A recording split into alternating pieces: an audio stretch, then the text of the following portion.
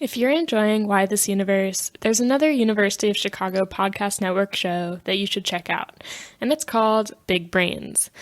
Big Brains brings you the engaging stories behind the pioneering research reshaping our world. Change how you see the world and keep up with the latest academic thinking with Big Brains, part of the University of Chicago podcast network.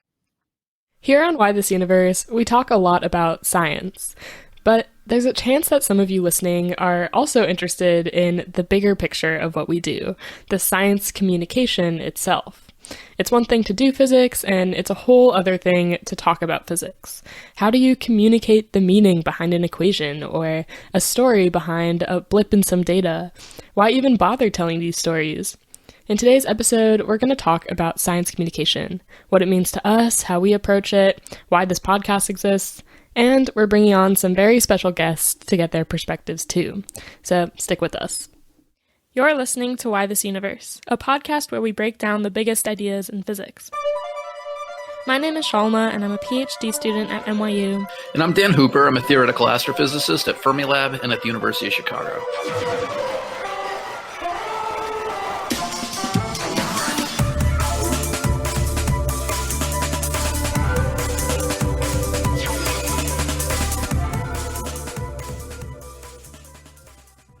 Science communication today means a whole lot more than it did even a decade ago. The classic ways to communicate science, like books and public lectures, still exist. But they're complemented by this rich world of comics, movies, YouTube videos, TikToks, Twitter threads, and, of course, podcasts. Before Dan and I start sharing our stories of what brought us here to this physics podcast, we want to introduce today's very special guests who are big shots in the world of science communication. So today we have with us Jorge Cham and Daniel Whiteson, the authors of the new book, Frequently Asked Questions About the Universe, and also of the previous book, We Have No Idea. Jorge is a cartoonist who, among other things, is well known as the creator of PhD Comics, which is hilarious, by the way. I'm a big fan. If you walk down the hallways of my department here, it seems like every third office or something has one of your strips hanging on it from your back catalog. I've known you, Daniel, for a dozen years, something like that. I'm not exactly sure when we met. Daniel's a physicist at the University of California, Irvine, and he's worked on experiments including the ATLAS detector of the LHC, the Large Hadron Collider. And more recently, he's been embarking on this really interesting program to use a big network of cell phones to detect ultra-high energy particles of space, cosmic rays. And in 2018, Jorge and Daniel started their own podcast. Daniel and Jorge Explain the Universe, which is super entertaining. So entertaining, in fact, that you might not realize how much you're learning along the way. Thank you, Daniel and Jorge, for joining us today. It's really a pleasure to have you on. Thanks for having us. Yeah, thanks very much. And I join you. I'm also a big fan of Jorge's comics, which is how he and I started working together, you know? That makes sense. I'm a big fan of physics, so the love is mutual. All right, so out of the four of us, two are academic physicists named Dan. One is a trained engineer and cartoonist, and one is a graduate student. That's me.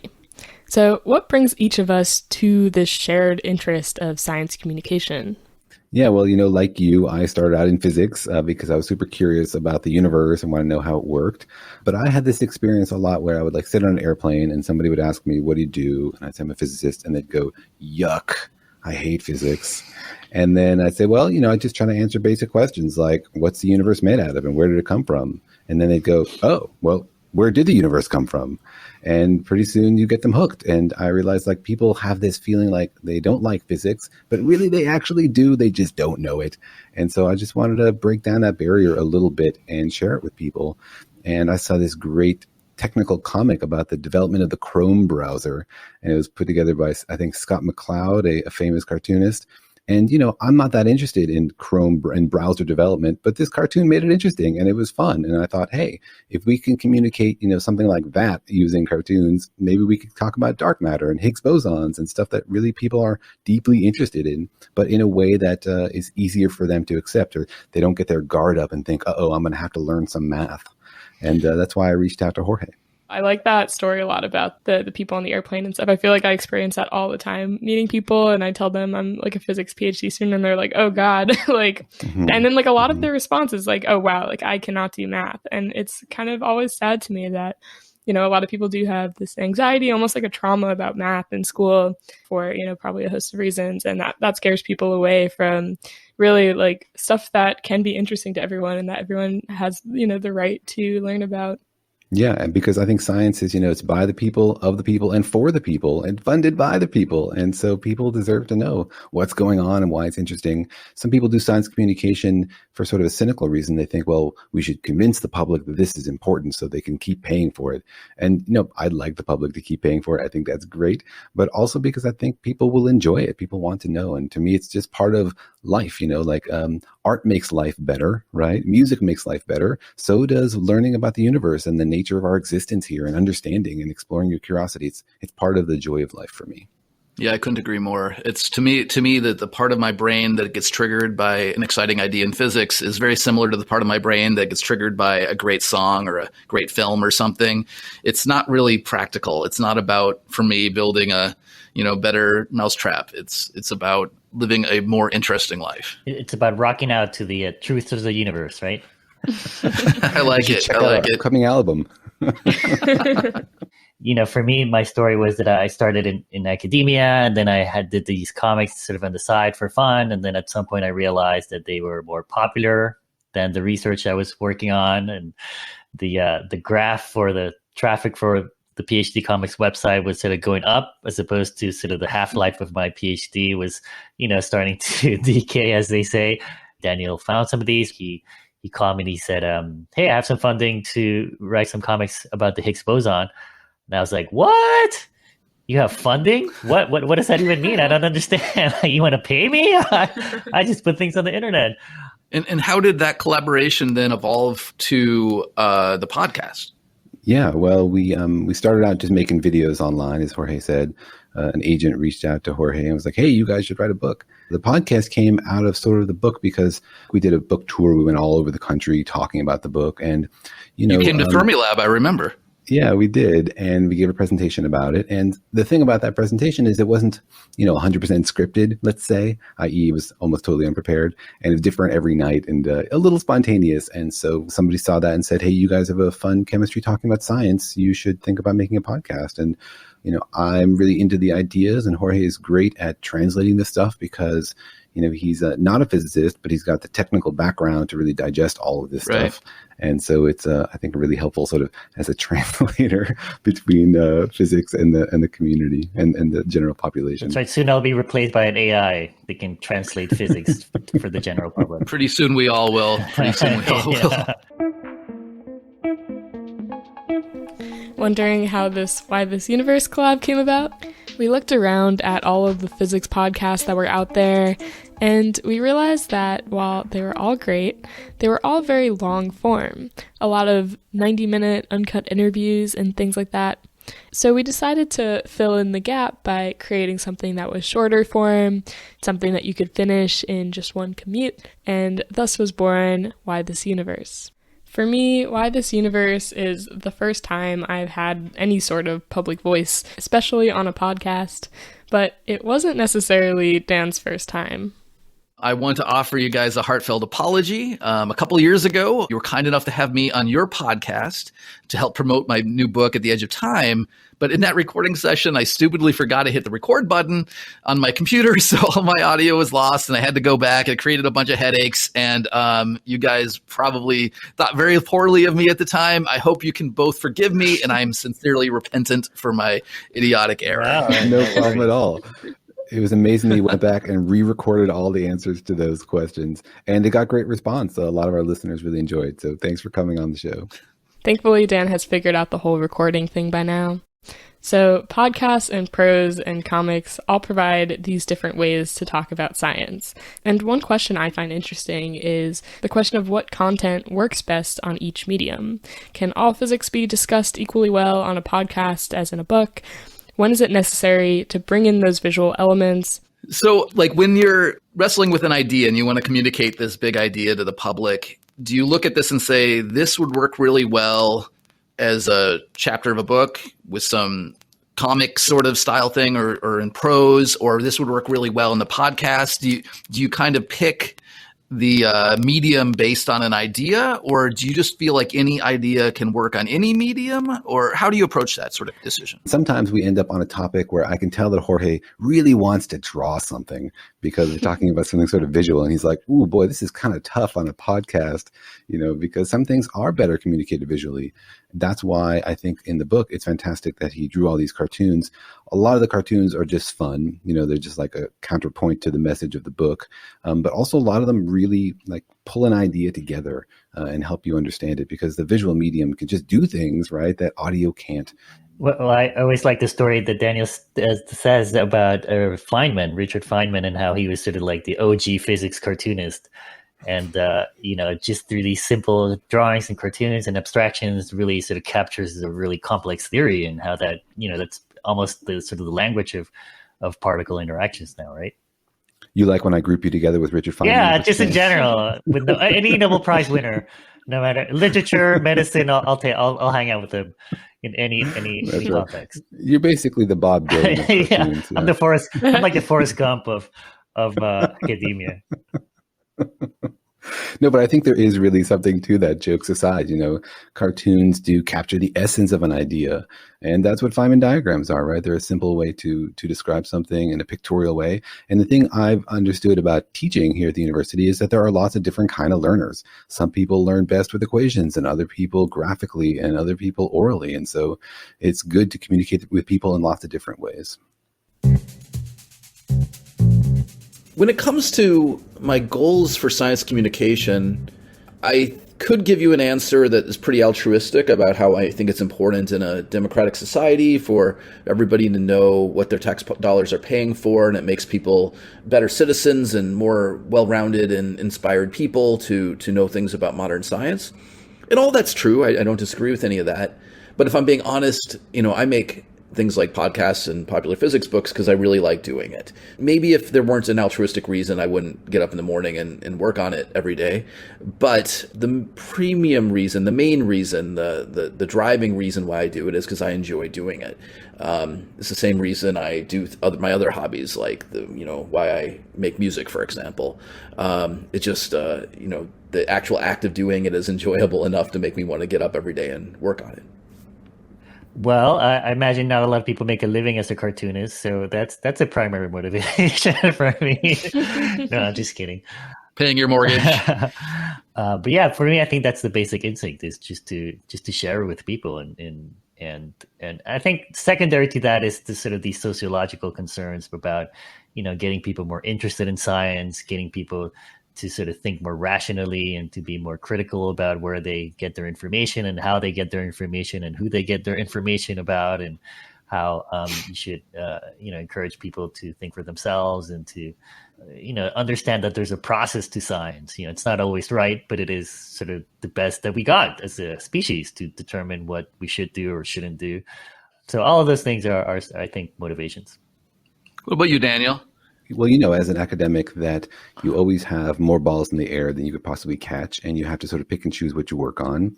And I discovered early on, or somebody gave me advice early on, that like to find the joy, pick the parts that you really like doing, because you can't possibly do them all. And I discovered that I really like teaching. I enjoy being in the classroom. I like talking to students. I like tapping into their enthusiasm for these topics, remembering why I got roped into it.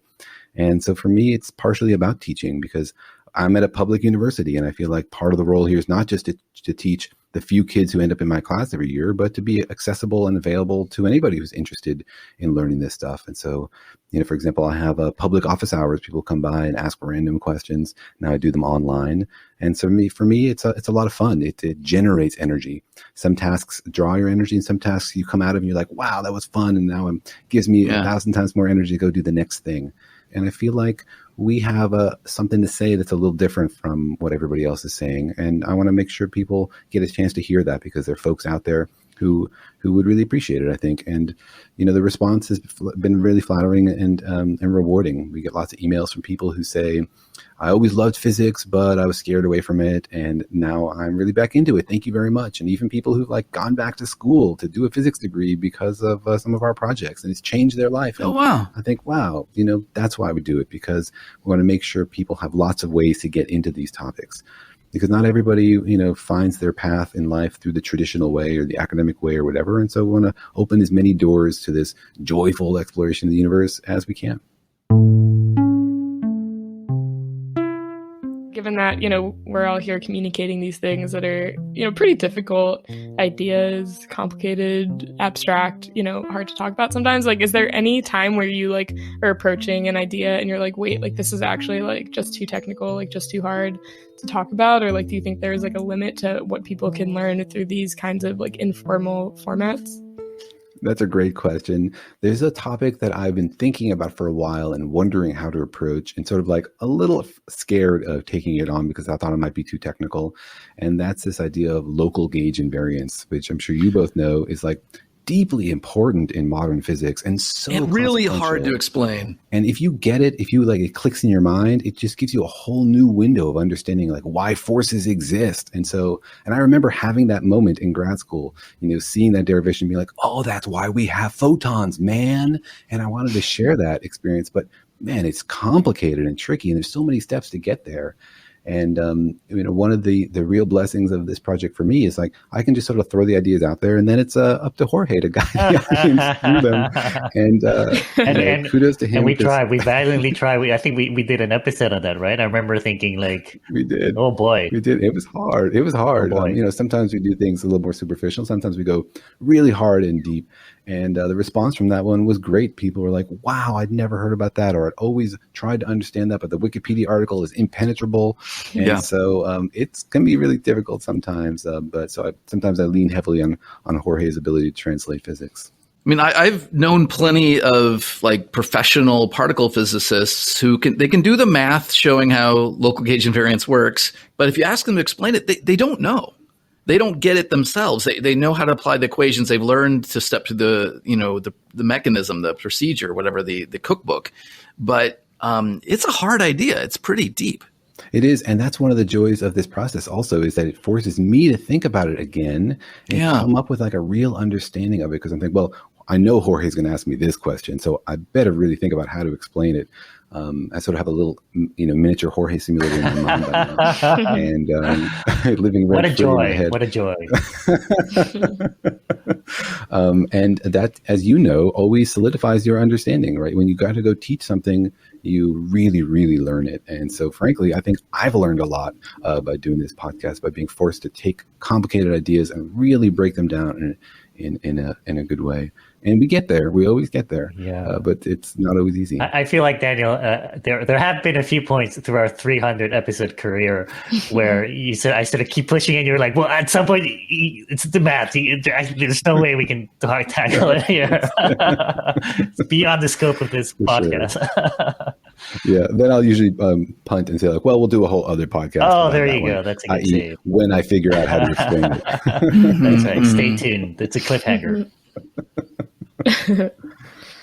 And I guess one last thing I want to ask, I'm sure, especially these days with, the internet, and there are lots of people starting to do science communication now, I think, in new ways. I'm seeing on Twitter, even on TikTok, things like that. And so I'm sure there are at least some people listening who, aside from being interested in the science we do, are also interested in the science communication itself. So, maybe what advice would you have for people who are specifically interested in science communication? Yeah, I would say just do it. I came up with that line all by myself. Just do it. Just do it. I mean, follow that instinct to just share and communicate, and try to be as creative as possible. If you see a new platform, jump into it and figure it out, and find the places where there aren't any other communicators or anyone else doing what you think needs to be doing, and try to fill that void. Yeah, and try to talk about the things that really excite you. Because when you're communicating your honest enthusiasm, your passion, your ideas, the things that you think about carefully and deeply, then you really have something interesting to say. That's why we're not doing an organic chemistry podcast yet. Unless we get a book deal. Stay tuned. Unless we get a book deal to do it. Well, then we'll. How much would they have to pay you to do an organic chemistry podcast? In units of Jeff Bezos, I'm not sure. Yeah, it would take a lot. I love organic chemistry, by the way. and organic chemists. They're all wonderful people. Oh, that sounds very genuine. Yeah. You say that with such sincerity. Yeah, you say that with so much sincerity, Daniel. My wife's a biochemist, so she's organic chemistry adjacent, so I have to pay lip service to that at least.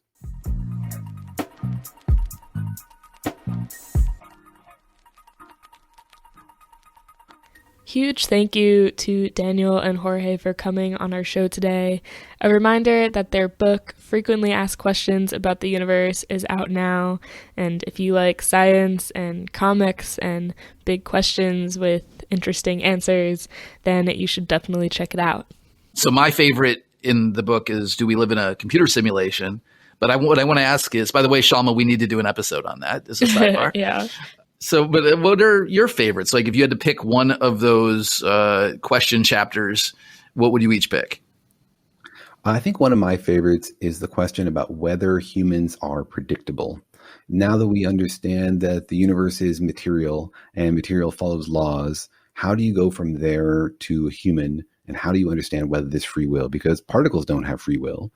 And the thing I like about this topic is not that we have a definitive answer, but it sort of showcases how physics can approach a problem. How do you break a problem down and sort of isolate where the issues are and try to tackle it? Because there's a lot of hocus pocus out there. A lot of people say, oh, the universe isn't deterministic because it's quantum, which means it's random. Oh, and there's opening for free will. But, there's not really. That's not really, yeah. Explain free will. But there's another really fascinating concept which comes out of that, which is this idea of emergent phenomena. The universe is also not alive, like particles are not alive, and yet life is this complex emergent thing which comes out of non-living things. And so you can imagine maybe an analogy where, something has consciousness or free will made out of pieces that are not. So that's what I like about this book, about that topic, because it shows you sort of how to attack it from a physics point of view, what we can learn from what we learned about the universe and translate that to taking on these big philosophical questions where the answers have real consequences, We did an episode of Why This Universe on free will like a year ago or something. And it's one of my favorites because Shalma and I kind of disagree on certain, important parts of that. As everyone knew you would. That doesn't happen very often. I mean, most of the things we talk about, we kind of either know the answer or no, we don't know the answer, but if there's a knowable answer, we can agree on what it is. This was an exception. That was kind of fun. Mm-hmm. Yeah, and I love this question too because it's, one of the examples where we're talking about physics. Like you said, we're approaching this question with physics, but it's really something that like everyone kind of thinks about or everyone wonders about and like really impacts like the question of like how to live as a human. And I think it's really interesting when you can really draw that like from, abstract concepts from physics, like how does this actually impact the way we see ourselves and our lives? Yeah. So Jorge, what's your favorite question posed in the book? Great question. It's like picking your favorite child. I mean, of course you have a favorite one, but you can't say it out loud, right? No, I think. Yeah, do you have children? I think I'm aligned with Daniel. I think my favorite questions in the book are the ones that seem risky, like maybe are not typical for a physics book or one. Like that one about free will or are humans predictable? I sort of like the one about is there an afterlife, which I know is one of Daniel's least favorite chapters. But I like that just because it is something like you don't typically see in a physics book. And like you said, I sort of like how the fun of that chapter is sort of the approach that we take. And in a lot of these chapters, sort of the fun is in the approach. It's just such a touchy subject and such a risky subject to sort of tackle and philosophical and sociological that it was sort of fun to look at it from a physics point of view and from a just kind of like a rational point of view. Like, how would you make a afterlife work? What would that entail? And what are some of the crazy things you would have to assume? Jorge's worried about the practical details of engineering the afterlife. Yeah, and where would the food all come in, and there's waste products. Yeah, right. Thought about this at who all. does the software updates on Heaven 2.0? Who fixes Well, have the you bugs? seen The Good Place? Yeah, I have. Yeah. Mm-hmm. Yeah, that feels so on your line. Yeah. It's a bureaucratic nightmare. Yeah, I also like the chapter where we talked about like how long will humanity survive, and obviously like you can't know that answer, but I feel like we took sort of a like a statistical or like an actuarial point of view or approach to answering that question. It's like, well, it depends on your time scale and what are some of the things that will likely kill us all in the next 100 years or the next 1,000 years or the next 100,000 years or the next billion years or the next trillion years. Like, because as we pointed out in the book, like to survive, technically you have to survive all of those things. Like you can't just evade one asteroid. You have to evade all asteroids forever to make it out to the end of time. Yeah, you don't get a consolation prize for only being exterminated by one thing. Yeah. That's right. So check out that chapter before you buy your billion-year life insurance plan. I, for one, hope you both continue to do this, pursue this path. You're creating a lot of really exciting stuff for a lot of people, and I'm an enthusiast. I will keep consuming it, and I know a lot of other people will too. So thumbs up and accolades of all types. Salute and thank you. Oh, same to you, Dan. Yeah, what you do is also amazing. Books and podcasts and communicating and being accessible to people. It's also super cool. Yeah, every time your podcast drops, I think, ooh, that was a cool topic. Wish we had And why not? And I always listen to it. And I always learn something. Yeah. So that's there can be a Marvel and a DC, right? Like they can both have superpowered beings. You can Except we're in the same universe this time. I'm not up on my Marvel enough to get those jokes. We're definitely whichever comics universe has more dad jokes in it. So. That's right. We're the super puns.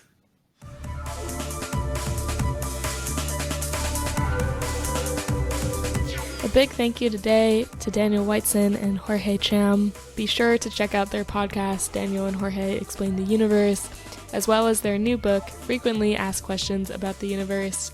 Today's episode was produced and edited by me, Shalma Wegsman, with additional edits by Matthew Hodep. My co-host is Dan Hooper, a professor of astrophysics at the University of Chicago and at Fermilab. Thank you so much for listening. As a reminder, we have a Patreon if you want to support us and get access to exclusive content, like exclusive Ask Me Anything episodes where we take your questions and answer them as best we can. To find us there, go to patreon.com/whythisuniverse. Why This Universe is part of the University of Chicago Podcast Network.